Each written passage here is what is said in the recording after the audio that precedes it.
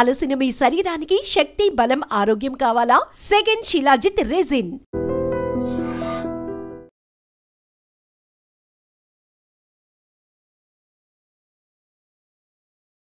జై తెలంగాణ. అందరికీ నమస్కారం. ఈరోజు మనము గౌరవనీయులు కందకుర్తి ఆనంద్ గారు, ప్రసాద్ గుత్పా గారు, సోదరులు నరాల సుధాకర్ గారు, కైలాష్ గారు, సిరిపలింగమన్న గారు ఇప్పటి వరకు అద్భుతంగా పాట పాడినటువంటి అన్న, అట్లానే తిరుమల శ్రీనివాస్ ఆర్య గారు, డాక్టర్ గంగాధర్ గారు, ఘనపురం దేవేంద్రన్న గారు, అట్లానే మా జాగృతి జిల్లా అధ్యక్షులు అవంతి గారు, జాగృతి రాష్ట్ర యోజన విభాగం అధ్యక్షులు సంపత్ గౌడ్ గారు, తాజా మాజీ మేయర్ గారు నీతు కిరణ్ గారు, మా జాగృతి ఆర్య అన్న గారు, శ్రీనివాస్ ఆర్య అన్న గారు, అట్లానే అనేక మంది నాయకులు ఉన్నారు. వారందరికీ కూడా పేరు పేరున హృదయపూర్వకంగా నమస్కారాలు తెలియజేసుకుంటూ, మరి ఇంత ఎండలో కిలా రామాలయానికి వచ్చి ఎదురు చూస్తున్నటువంటి ప్రెస్ మిత్రులకు ప్రత్యేక ధన్యవాదాలు తెలియజేస్తూ, ఇది దాశరథి గారి శత జయంతి సంవత్సరం. 100 సంవత్సరాలు నిండినై దాశరథి గారు వారి యొక్క పుణ్య జన్మనెత్తి, మరి వారు మన తెలంగాణ స్వతంత్రం కోసం పోరాటం చేసినటువంటి వ్యక్తి.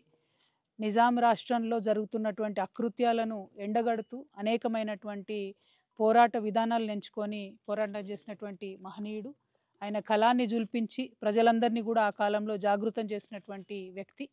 మరి ఈ కిల్లా రామాలయంలో ఇప్పటి వరకు అన్న చెప్పినట్టుగా మరి ఆనాడు నిజాంకి వ్యతిరేకంగా పనిచేసినటువంటి స్వతంత్ర ఉద్యమ యోధులందరినీ కూడా ఇక్కడ బంధించి పెట్టినటువంటి అంశం మనందరికీ తెలిసిందే.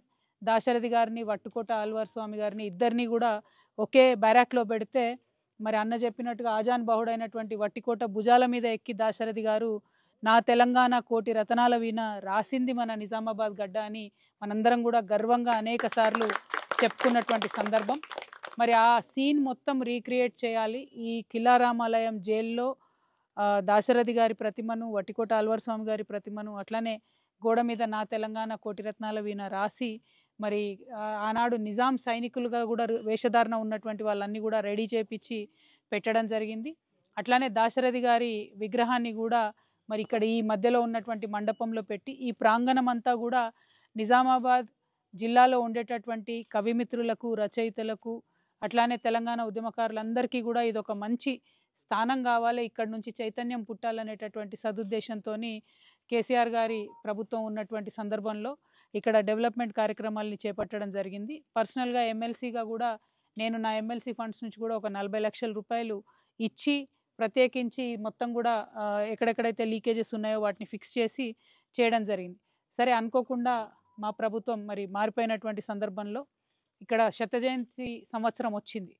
నిజానికి ఇప్పుడున్నటువంటి ప్రభుత్వం దాశరథి గారి శత జయంతి ఉత్సవాలను చాలా పెద్ద ఎత్తున నిర్వహించాల్సి ఉండే.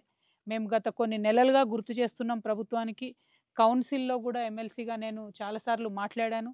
దాశరథి గారు చాలా గొప్ప వ్యక్తి, మన తెలంగాణ యొక్క వారసత్వ సంపద దాశరథి గారు.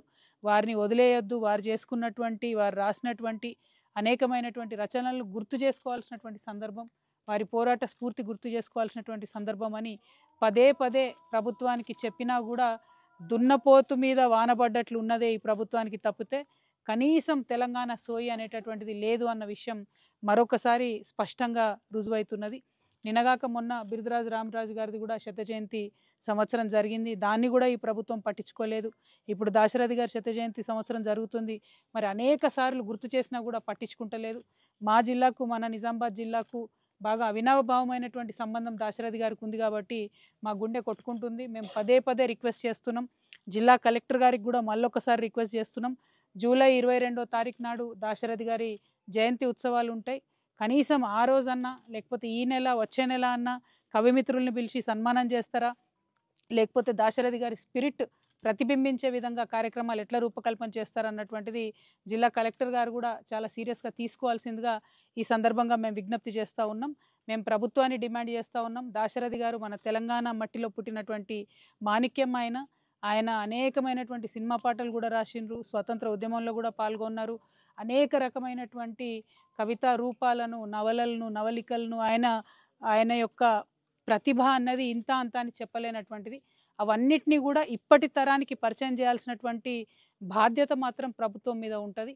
కానీ ఆ బాధ్యతని ఇవాళ ప్రభుత్వం విస్మరించడం, ఇప్పుడున్నటువంటి కాంగ్రెస్ పార్టీ తెలంగాణ సోయి లేకుండా, తెలంగాణ వాసనంటూ లేకుండా పరిపాలన చేయడం నిజంగా కూడా మన దురదృష్టం. మేము వేచి చూస్తాం. జూలై మొదటి వారం వరకు కూడా ప్రభుత్వం నుంచి ప్రకటన వస్తుందేమో వేచి చూస్తాం. ఒకవేళ ప్రభుత్వం నుంచి ఎటువంటి కార్యక్రమాలు చేయకపోతే తెలంగాణ జాగృతి ఆధ్వర్యంలో జూలై 21, 22వ తారీఖు నాడు అత్యంత ఘనంగా ఇదే కిల్లా రామాలయంలో మా నిజామాబాద్ కవిమిత్రులే కాదు, తెలంగాణ వ్యాప్తంగా ఉన్నటువంటి రచయితలు, కవులు, ఉద్యమకారులు అందరినీ కూడా పిలుచుకొని పెద్ద ఎత్తున వేలాది మందితోని ఘనంగా దాశరథి గారి శత జయంతి ఉత్సవాలను నిర్వహించేటటువంటి బాధ్యత తెలంగాణ జాగృతి తీసుకుంటుంది. కానీ నిజంగా కూడా కోరుకుంటున్న ఒక తెలంగాణ బిడ్డగా ప్రభుత్వం స్పందించాలి. శంఖంలో పోస్తేనే తీర్థమవుతుంది, ప్రభుత్వం గౌరవిస్తేనే బాగుంటుంది. శత జయంతి సంవత్సరం దాశరథి గారిని విస్మరించి చరిత్రహీనులుగా మిగలవద్దని చెప్పి నేను ఈ ప్రభుత్వానికి హెచ్చరిక చేస్తూ ఉన్నాను. మరి వారు ఆ పని చేయకపోతే మాత్రం ఇదే నిజామాబాద్లో ఇదే కిల్లా రామాలయంలో అంగరంగ వైభవంగా దాశరథి గారి జయంతిని మరి మేమందరం కూడా కలిసి నిర్వహించుకుంటాం. దానిలో ప్రధాన పాత్ర తెలంగాణ జాగృతి పోషిస్తుందని ఈ సందర్భంగా నేను తెలియజేస్తా ఉన్నాను. ఒక పక్క తెలంగాణ సోయిని విస్మరించారు, ఇంకొక పక్క గత 2 రోజులుగా జిల్లాలో చూస్తూ ఉన్నాను అనేక చోట్ల వడ్లు ఇంకా కూడా కొనుగోలు చేయనటువంటి పరిస్థితి కనబడుతున్నది. రేషన్ షాపులలో 2-3 నెలలైనా కూడా రేషన్ ఇయ్యనటువంటి పరిస్థితి కనబడుతున్నది. మరి అనేకమైనటువంటి వాగ్దానాలు చేసి విస్మరిస్తున్నటువంటి ఈ ప్రభుత్వాన్ని మరి ప్రజలందరూ కూడా ప్రశ్నించేటటువంటి సందర్భం ఆసన్నమవుతున్నదని సుస్పష్టంగా అర్థమవుతున్నది. నేను జిల్లా కలెక్టర్ గారికి, ముఖ్యమంత్రి గారికి కూడా డిమాండ్ చేస్తూ ఉన్నాను. రేషన్ షాప్లో అత్యంత పేదవారు పోతారు కాబట్టి ఖచ్చితంగా రేషన్ రెగ్యులర్గా అందుబాటులో ఉండే విధంగా చూడాలని చెప్పి డిమాండ్ చేస్తున్నాను. Thank you.